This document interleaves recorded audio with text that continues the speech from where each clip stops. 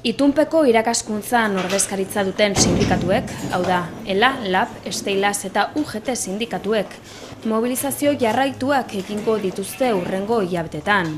Eta mobilizazioen plangintza horretan egun jakin batzuk ere zehaztu dituzte.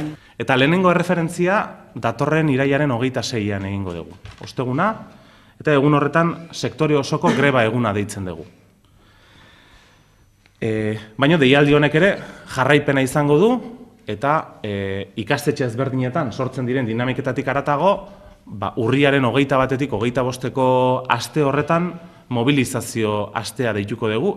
Aldarrikapenek erantzunik ez badute, beste data bat ere badute eskuartean, azaroaren 25-tik 29-rako astea.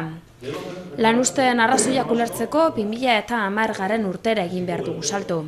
Orduan, Eusko Jaurlaritzak kontzertazio moduluak murrizteko erabakia hartu zuen eta itunpeko irakaskuntzaren patronalak murrizketa hauen zama sektoreko langileengan jarri zuen. Une horretan soldatak murriztuz eta Euskal Autonomia Erkidegoko hitzarmenaren negoziazio mahaitik altzatuz. Oraindik ere larriagotzat jotzen dugu negoziazio mahaia alde bakarrez hautsi, bertan bera utzi, eta EAErako hitzarmen berri bat helburu duen negoziazioari berriro ekiteko inolako asmorik ez izatea.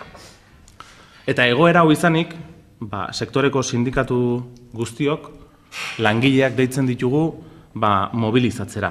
Langileen ordezkariek epaitegietara ere jo dute, eta auzitegien aldeko epaia eskuratu dute.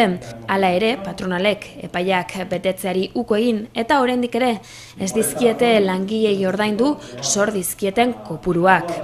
Sindikatuek deitutako mobilizazioek 12.000 langile eta 200 ikastetxe baino gehiagotan izango dute eragina.